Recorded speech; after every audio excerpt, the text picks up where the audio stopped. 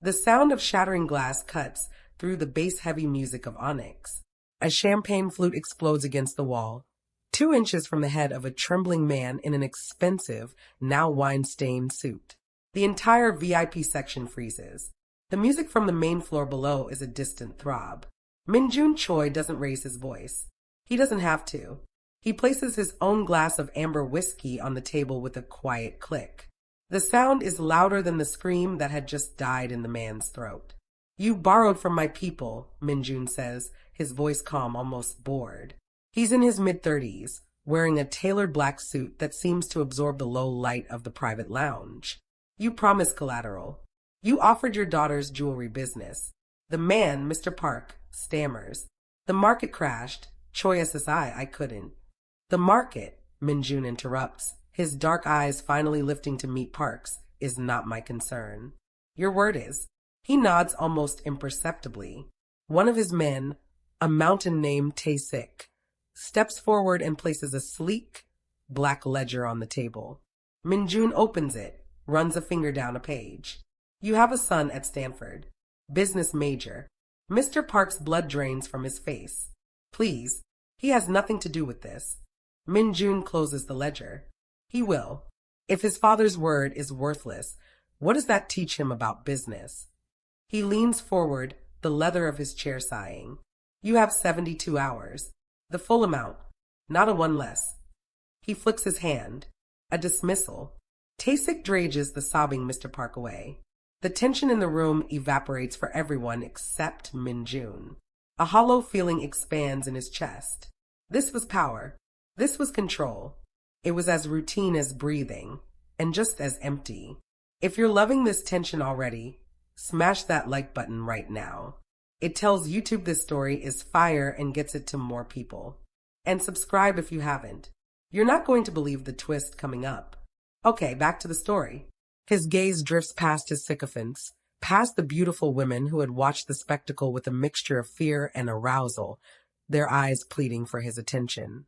His view finds the one-way glass overlooking the main club floor. A sea of grinding bodies, flashing lights, and manufactured euphoria. And there, an island of stillness. Nia Hayes. She stood behind the long, glowing bar, a study in focused precision.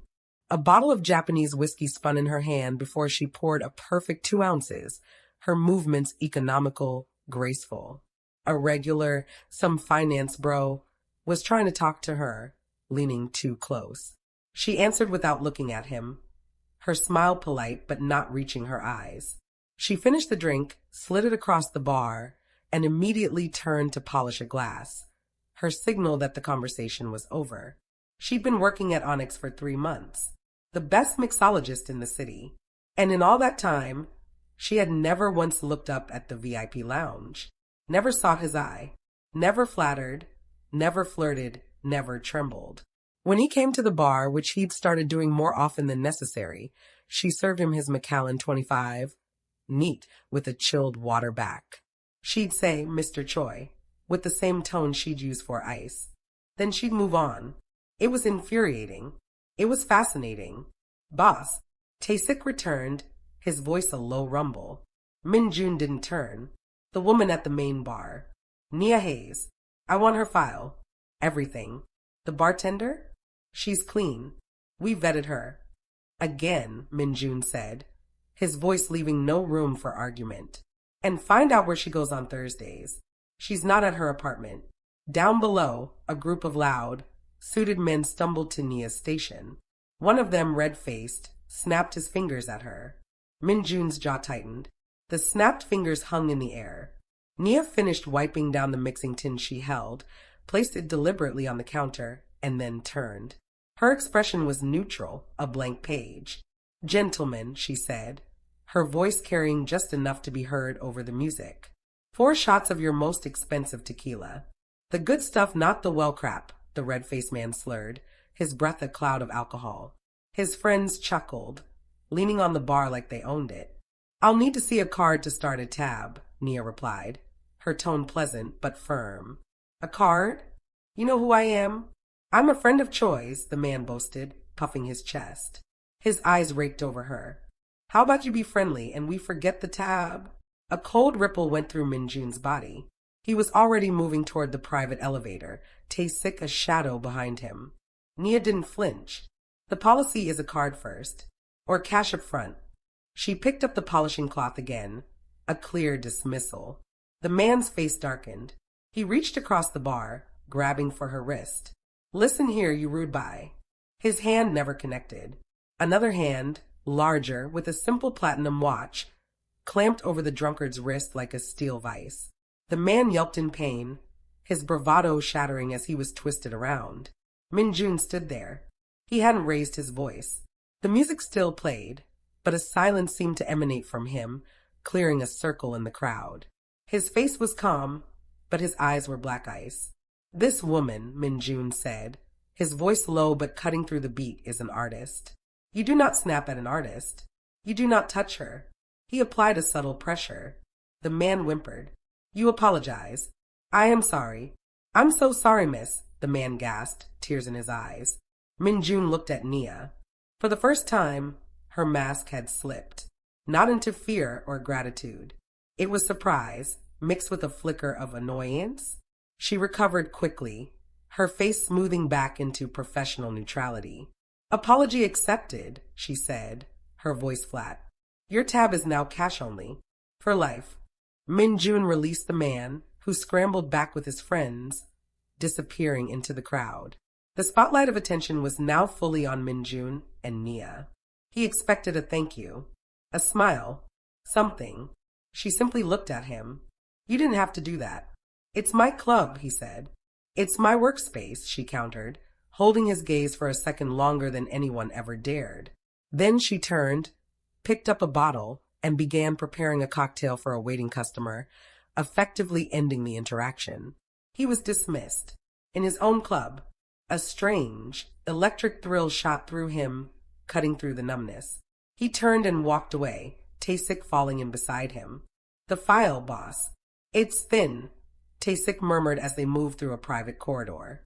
Nia Hayes, born New Orleans, pre-law at Tulane, dropped out senior year after her younger brother, Jason Hayes, was killed in a hit-and-run. No arrests. Worked high-end bars in Miami, Las Vegas, then here. Landlord says she's quiet. Pays on time. Hit and run. Min-jun asked, stopping. Case went cold. Unsolved. And Thursdays? We followed her last week. She takes the 7:30 bus across town. Gets off in the 81 district. Works a shift at a hole-in-the-wall bar called The Last Call. Doesn't get paid. Volunteer, maybe. A pre-law student turned vagabond bartender. A brother murdered. Volunteering in a poor neighborhood. The equation of Nia Hayes was becoming more complex, not less. He needed to see her in that other world, away from his neon cage. The following Thursday, Min-jun stood across the street from The Last Call. It was everything Onyx wasn't. Warm light from dusty windows, the sound of genuine laughter, a flickering neon sign for a local beer. He saw her through the window. She was smiling, a real, easy smile that lit up her face as she handed a beer to an old man at the bar. She wore a simple band t-shirt, her posture relaxed. She looked free. He waited until her shift ended, until she stepped out into the cool night air, pulling on a denim jacket. He fell into step beside her. She jumped, a hand flying to her chest before recognition dawned. The smile vanished, replaced by wariness. Mr. Choi. Stalking is generally frowned upon. I was in the neighborhood, he said, matching her pace. There's nothing in this neighborhood for you. I saw you smiling in there. She stopped, turning to face him. The streetlight cast shadows on her face. Is that a crime now? In my world, it's a rarity. He searched her eyes. Why do you work there? You don't get paid. Nia hugged her jacket around herself. Because here I'm Nia. They see me. The guy at the end of the bar, Leo, he asks about my lemon tree. The woman in the booth, Maria. She brings me tamales because she thinks I'm too thin. Her voice softened, then hardened again as she looked at him. At Onyx, I'm the help. Or a target. Or a piece of scenery in your kingdom. The word kingdom from her lips felt like an indictment. It's not a kingdom, he said, though it was a lie. It is. And you're the king. And kings have subjects, not friends. She shook her head, a sad, knowing look in her eyes. Thank you for the other night. But the rescue? It just reminds everyone that I'm in the lion's den. And the lion is capricious. She turned to walk away. What if the lion is bored? The words left his mouth before he could stop them. A confession. She paused, glancing back over her shoulder. For a moment he saw not a bartender, but the pre-law student, sharp and perceptive. Then maybe the lion should ask himself why he built a den that bores him, she said. And she walked away, leaving him standing alone on the dark street, feeling more seen and more unsettled than he had in a decade. The tension is literally palpable. He's obsessed, she's hiding a tragic past, and they just had their first real conversation. But what Nia doesn't know is that Min-jun just found out about her brother, and the real reason she came to Onyx is about to blow this whole thing wide open. Comment right now with your guess. What do you think her secret is? And don't forget to subscribe. The following week at Onyx felt charged, like the air before a storm. Min-jun watched Nia with a new intensity. Every polish of a glass, every measured pour was a piece of the puzzle. The bored lion, her words echoed. He'd built a perfect, ruthless machine, and now he was trapped in its gears. Nia felt his gaze like a physical weight. The encounter at the last call had changed things. He wasn't just a scary boss anymore. He was a complex, lonely man who'd shown a sliver of vulnerability. It made him more dangerous. It made her mission feel heavier. The file folder hidden under her bed, crammed with news clippings about Jason, her own notes, and a grainy security camera screenshot of a man with a dragon tattoo on his neck, felt like it was burning a hole through the floor. She was closing her station, counting tips, when a shadow fell over the bar. Not Min-jun, Detective Alves in a rumpled trench coat, looking like he hadn't slept. He slid onto his stool. "We're closed, Detective," she said, not looking up. "Just a club soda, Nia. For my ulcers." His voice was gravel. "Heard you had a run-in with Choi." Playing the hero. Her hand stilled. "I don't know what you're talking about. Cut the crap. I have eyes here too. He's getting close. That's good. That's what we need." Alves leaned in, his breath smelling of coffee and stale cigarettes. The man with the tattoo. His name is Kangdae, mid-level distributor. Works for Choi's network. He was definitely driving the car that hit Jason. We just can't prove it. No witness, no camera that caught the plates. Nia's heart hammered against her ribs. A name. After all this time, a name. Kangdae, she whispered, the name tasting like ash. He frequents a low-level gambling den in the docks. The Lucky Eel. Be there tomorrow night. Wear a wire. Get Choi to talk about the distribution, about Kong. Get him to admit he protects his drivers. Anything. Alves's eyes were desperate. This is our shot, Nia. For Jason. The wire. The final step. The betrayal. She pictured Min-jun's face on the dark street. What if the lion is bored? I can't wear a wire. He'll know. Then get him to say it's somewhere we're listening. The back office something. Alves slammed a hand on the bar, making the glassware shiver. Or what? You gonna tend bar for a murderer forever? You gonna let your brother's killer walk because you feel sorry for his boss? The words were a knife. Get out, she said, her voice trembling. Alves stood, dropping a $5 bill. For the soda. Tomorrow night, Nia. The Lucky Eel. Or I pull you out and you get nothing. No justice. Just a pretty job in a pretty cage. He left. Nia gripped the edge of the bar until her knuckles turned white. Torn in two. Jason's smiling face in her memory. Min-jun's curious, lonely eyes. She was crying, silent tears of rage and confusion, when a clean, white linen handkerchief appeared on the bar next to her hand. She looked up. Min-jun stood there. He'd seen. How much had he heard? Panic shot through her. He said nothing about her tears, just gestured to the handkerchief. You missed a spot, he said softly, nodding toward a smudge on the chrome tap. It was such a mundane, absurd thing to say. It broke the tension. A sob mixed with a choked laugh escaped her. She took the handkerchief, wiping her eyes. Long night. For me as well. He didn't press. He just stood there, a silent, solid presence in the empty club. I have to make a collection tomorrow night. At a place called the Lucky Eel. It's not a nice place, but the view of the harbor is interesting at midnight. Her blood ran cold. The Lucky Eel. He just said it. Was this a trap? Was he testing her? She looked into his eyes, searching for malice for a game. She saw only his usual inscrutable calm, and maybe a hint of an invitation. Why are you telling me this? She breathed. He held her gaze. Because I don't want to be bored tomorrow night. And I have a feeling you find harbors at midnight more interesting than VIP lounges. He paused. Meet me at the service entrance. 11:30 if you want. He turned and walked away, leaving her with the handkerchief, a named killer and an impossible choice. The stakes just skyrocketed. He's inviting her to the exact place her brother's killer will be. Does he know? Is this a sick game or a twisted sign of trust? Nia's entire mission hinges on this decision. Like this video right now if you're on the edge of your seat. You need to see what happens at the Lucky Eel.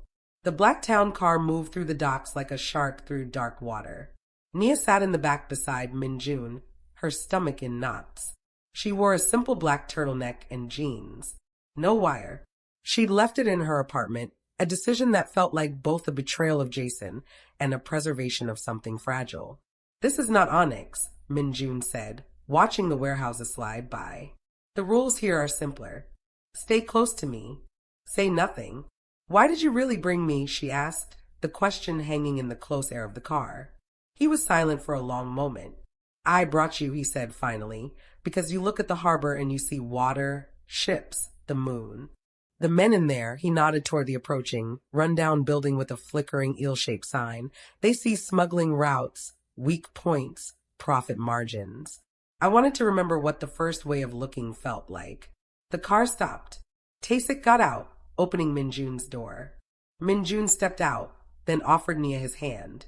An old-world gesture, utterly out of place. She took it, her skin buzzing at the contact. The Lucky Eel was a fog of smoke, sweat, and desperation. Rough men hunched over dice games and card tables. All conversation died as Min-jun entered. The fear was instant, palpable. He was a king walking among peasants. A sweaty man with a pencil mustache scurried over. Mr. Choi, an honor. The payment is ready in the back. Min-jun ignored him, his eyes scanning the room. They landed on a man in the corner, arm wrestling another patron. The man had his sleeves rolled up. On his forearm was a vibrant, green dragon tattoo.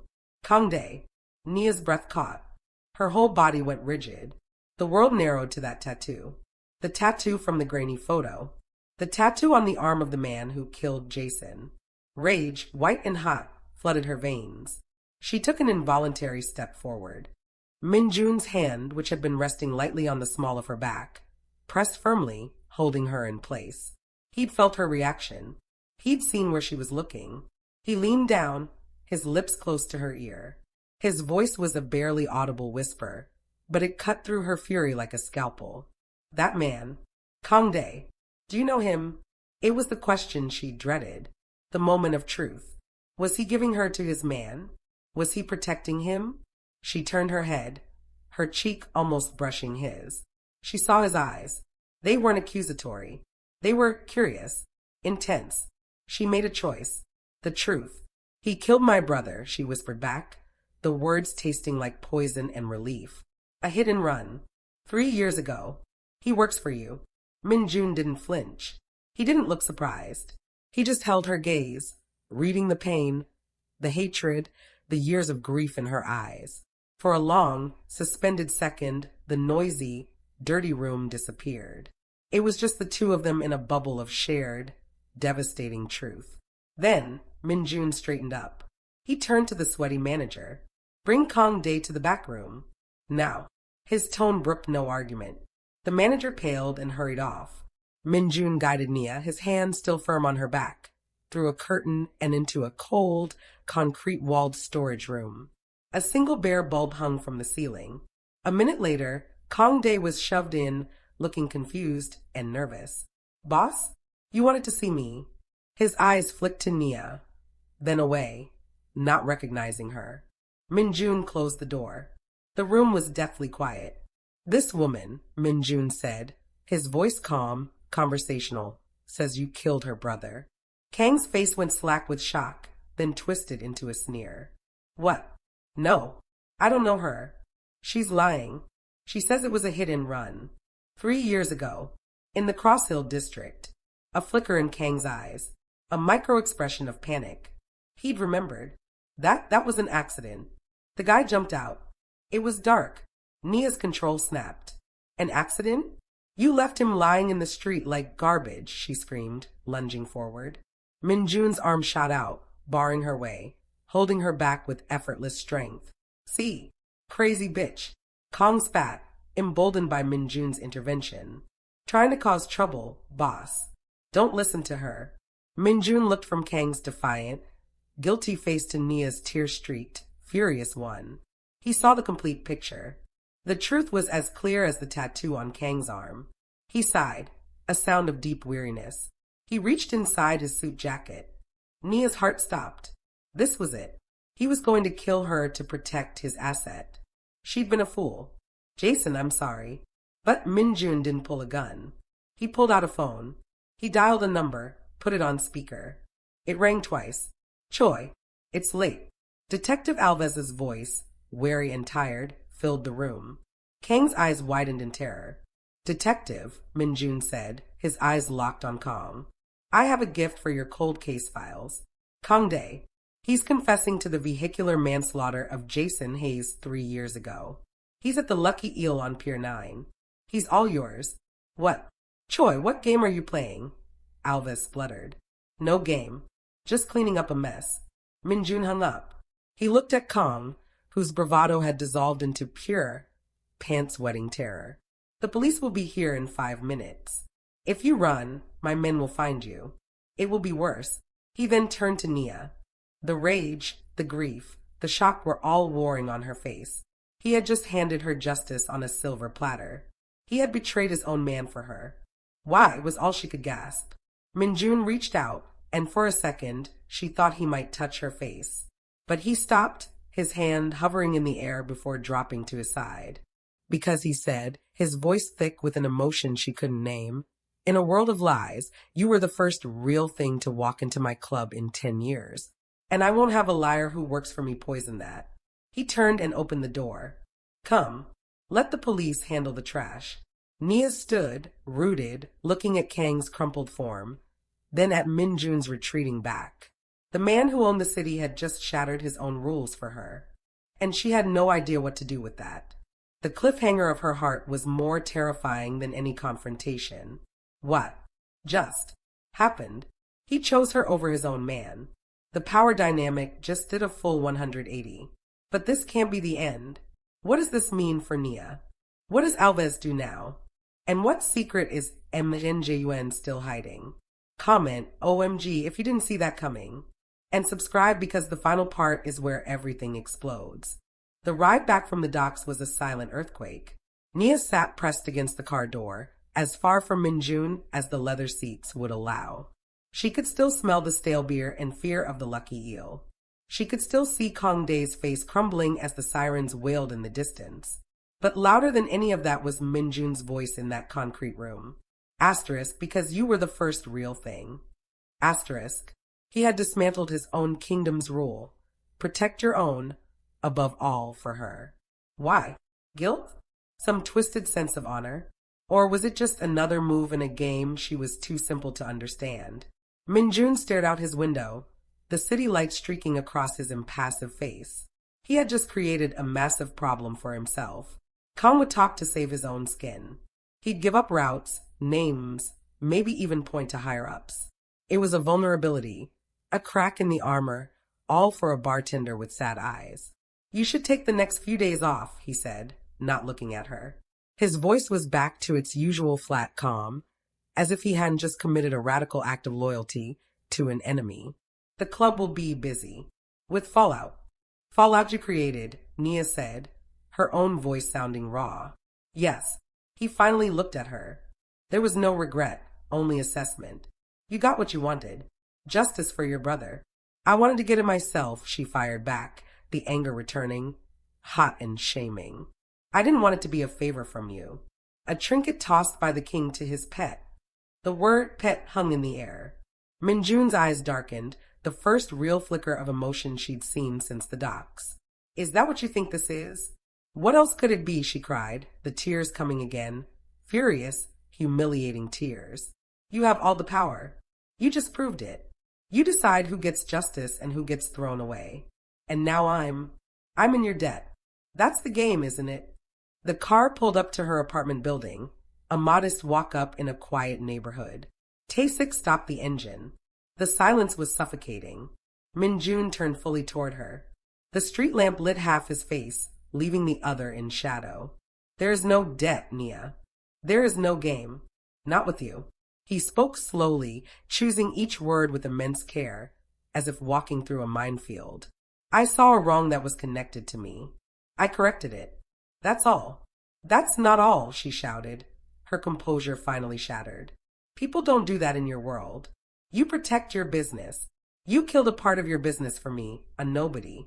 So tell me what you want from me so I can give it to you and be done. Her chest heaved. She was laid bare, all her grief, her strategy, her confusion screaming in the quiet car. Min-jun didn't reach for her. He didn't get angry. He just looked utterly, profoundly lost. I don't know, he whispered. The admission was more shocking than any violence. The great Min-jun Choi, who always had a plan, who commanded armies without raising his voice, was adrift. I don't know what I want, he repeated, his gaze dropping to his hands. I know I don't want your fear. I don't want your obedience. I have warehouses full of that. I know that when you are near, the noise in my head stops. I know that your honesty is a weapon I have no defense against. And I know that letting you walk away tonight feels like a tactical error I will regret for the rest of my life. He looked up, his mask completely gone. In its place was a weary, vulnerable man. But that is not your burden to carry. So, there is no debt. Go. He hit the button to unlock her door. A clear, painful dismissal. Nia stared at him, her anger evaporating, replaced by a tidal wave of terrifying understanding. He meant it, every word. He had broken his own code and expected nothing in return. Because for him, her existence in his world was the reward. And the punishment. She fumbled for the door handle, her fingers numb. She got out into the cool night air. She didn't look back as the black town car slid silently away into the darkness. The vulnerability. The vulnerability. He's completely disarmed. Nia has all the power now. But this is the underworld. Power is a target. What happens when his enemies find out he has a weakness named Nia? Smash the like button if your heart is pounding right now. We're heading into the finale. The next 48 hours were a war zone. Detective Alves called her 12 times. She sent every call to voicemail. His final message was a growl. You played me, Hayes. You and Choi are in bed together. Fine. But when his world eats you alive, don't call me. Min-jun's world was indeed eating itself. News trickled down through the city's underworld gutter. The Choi organization was bleeding. Kang Dae's arrest had opened floodgates. Rivals, smelling weakness, made moves on his peripheral territories. There were whispers of a challenge from within. The stable, terrifying empire was rocking on its foundations, and Nia knew it was her fault. She tried to go back to her old life. She worked a shift at the last call. Leo asked about her lemon tree. She couldn't remember if she'd watered it. Maria brought tamales. They tasted like ash. She was there, but she was back in that car, hearing a king whisper, I don't know. On the third night, the violence found Onyx. It was a coordinated hit. Not a brawl, but a military strike. Men in black masks with automatic weapons poured through the front and service entrances just after midnight. The music died in a hail of gunfire and screams. Patrons dove for cover, glass shattering everywhere. Nia was in the back, restocking limes. The first burst of gunfire sent her to the floor, her bartender's instincts replaced by a colder, sharper survival mode. Jason. This was the world that took Jason. This was the world Min-jun ruled. She heard Tae-sik's roar, the deeper cough of handguns returning fire. Through the swinging kitchen door, she saw chaos. And then she saw Min-jun. He was a statue of calm in the storm, firing a sleek pistol with mechanical precision, taking down 2 attackers before using a table for cover. He wasn't afraid. He was calculating. This was his native language. A masked gunman spotted him, raising his rifle. Min-jun was focused on another target. He didn't see it. Nia didn't think. She moved. She sprinted across the open back bar area, not toward an exit, but toward the danger.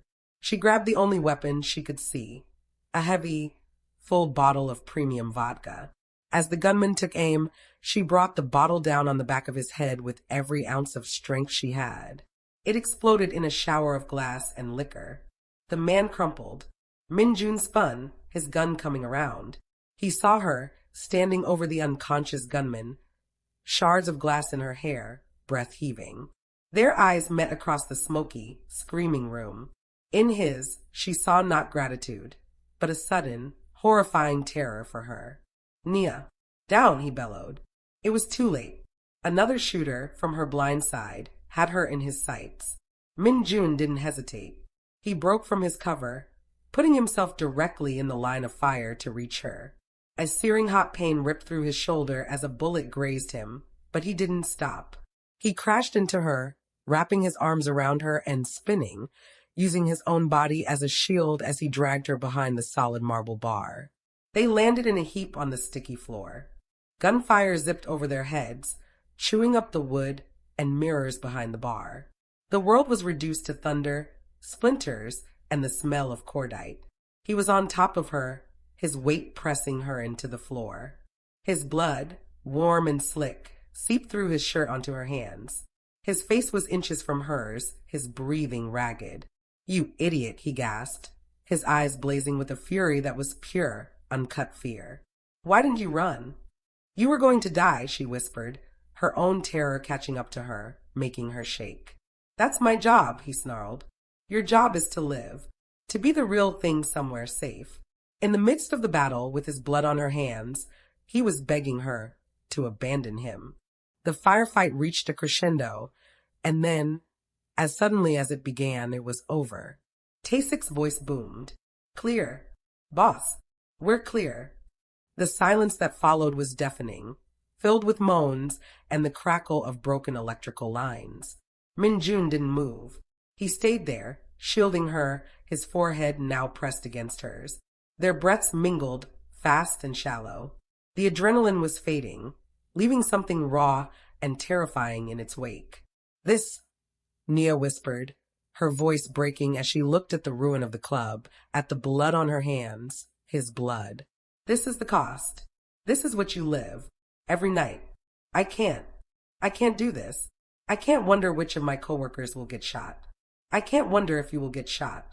He finally pushed himself up, wincing from his wounded shoulder. He looked at the destruction, at her shattered expression. He saw not just the physical damage, but the final, irreparable damage to the fragile thing between them. He had brought the storm to her, and it had almost drowned them both. He nodded, a slow, defeated gesture. "Then go," he said, his voice hollow. "Go far away from here. From me. Build your bar. Have your lemon tree. Have mornings without gunfire." He reached out a bloody hand and, with a tenderness that shattered her, brushed a piece of glass from her hair. "That is all I want for you." It was a king surrendering his crown, a lion opening the cage. Nia scrambled to her feet, her body trembling. She took one last look at him, sitting on the floor of his ruined kingdom, bleeding, giving her the only gift he had left, her freedom. And she ran. She saved his life. He saved hers. And she still left. This is the most painful, beautiful tension. But is it really over? Comment she should stay, or she should go right now and tell me why. The final part is next, and you will not believe where they end up. Subscribe so you don't miss the unforgettable ending. Nia disappeared. For 6 months, the city's underworld churned. Min-jun Choi's near-mythical invincibility was broken. The attack on Onyx was seen as a sign of weakness. A short, brutal war erupted. But instead of expanding, Min-jun did the unthinkable. He consolidated, then he contracted. He ceded territories. He dissolved crews with generous, silent payouts. The word on the street was that the king of Neon Harbor had lost his taste for the crown. Onyx reopened, but as just a nightclub. A very successful, exclusive one, but with no whispers of backroom deals or underground justice. The lions had been sent away. The den was just a den. Across the city, in a sun-drenched neighborhood of art galleries and coffee shops, a new lounge opened its doors. The Anchor. It was all warm wood, shells of unique spirits and living plants. The signature drink was the Safe Harbor, a blend of spiced rum, pineapple, and lime with a single, perfect basil leaf. It was always made by the owner, a woman with calm eyes and a steady hand who remembered every regular's name. Nia Hayes had built her world. It was quiet. It was real. She watered her lemon tree. She had mornings filled with sun, not sirens. She was free. And in the deepest part of the night, when the last customer was gone, she would sometimes polish a glass and stare at the door, a phantom ache in her chest. One rainy Thursday afternoon, the bell over the Anchor's door chimed. Nia was prepping garnishes, her back to the door. "Be right with you," she called. "Take your time." The voice was a low, familiar vibration that went through her like a tuning fork. Her knife stilled. She turned slowly. Min-jun stood just inside the doorway, rainwater glistening on his leather jacket. He looked different. Older, maybe. The predatory stillness was still there, but the sharp edges seemed softened. He carried no aura of fear. He was just a strikingly handsome man in a quiet bar, looking unsure of his welcome. The silence stretched, filled only by the soft patter of rain on the windows. "You're a long way from Onyx," Nia said, her voice surprisingly steady. She mirrored the words from another lifetime. "Onyx is just a nightclub now," he replied, echoing his own ghost. He took a few steps closer, but kept a respectful distance. "I heard this was the place for the best safe harbor in the city." "You heard right." She put down the knife, wiped her hands on a towel. The old scripts were gone. This was new territory. "Is that what you're looking for? A safe harbor?" He held her gaze, and the mask was off, just as it had been in the car. The vulnerability was still there, but it was quieter now, settled. "I'm looking to see if it exists. For someone like me." Nia's heart hammered. This was the moment. She could be polite, professional, and send him away. She could protect the peace she'd bled for. She walked behind the bar. She didn't reach for the rum. She pulled a bottle of Macallan 25 from the top shelf. She poured 2 fingers into a crystal tumbler, neat. She placed it on the bar in front of the stool closest to him. Then she poured a second glass of water for herself, a silent invitation. On her terms, Min-jun exhaled, a slow release of breath he seemed to have been holding for months. He slid onto the stool. He didn't drink immediately. He just looked at the glass, then at her, then around the warm, thriving space she'd built. "It's real," he said, not a question, but an acknowledgement. "It is. You built it." "I did." He finally picked up the glass, swirled the amber liquid. "I dissolved the syndicate. The territories are gone. The men who attacked Onyx work for a rival now. He can have it." He took a sip, the familiar taste in an utterly unfamiliar context. "It was a cage. I just never saw the bars until you walked in." Nia leaned against the back bar, holding her glass of water. "Why did you come here, Min-jun?" He put the glass down. "To say thank you."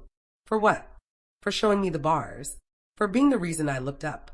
He paused, choosing his words with that same old care. "And to ask a question, with no expectations, no debt, no game. Ask, can a king who gave up his kingdom ever visit a harbor? Not to conquer it, not to own it." He looked at her, his dark eyes utterly open. "Just to see it, to know it's there." Nia felt the old pull, the magnetic force that had always been between them. But it was different now. It wasn't a pull into his darkness, it was a meeting in this new, fragile light they had both fought for. He had dismantled his world. She had built hers. They were no longer king and subject, hunter and prey. They were just 2 people, scarred by violence, searching for something real. She didn't smile. She didn't move. But something in her posture softened, a wall she'd kept fortified finally lowering its gate. A harbor is a public space, she said quietly. Open to all, even reformed kings. She took a sip of her water. But they have to follow the rules. They have to be just a person. A ghost of a smile touched Min-jun's lips. The first real one she'd ever seen. It transformed his face. Just a person, he repeated, as if trying out a new language. I think I could learn that. He didn't try to touch her. He didn't make a promise. He simply finished his whiskey. The ritual completed in a new world. He placed cash on the bar, exact change, plus a generous tip, just like any other customer. He stood up. The safe harbor. I'll try it next time. Nia nodded. It's best on Thursdays. Then Thursday it is. He turned and walked to the door. He paused, his hand on the frame, and looked back at her one more time. Not with possession or obsession, but with a quiet, profound respect. Then he stepped out into the rain and was gone. Nia let out a long, trembling breath. She picked up his empty glass. It was warm from his hand. She didn't wash it immediately. She held it, looking out at the rainy street where he'd vanished. He would be back, and she would be here.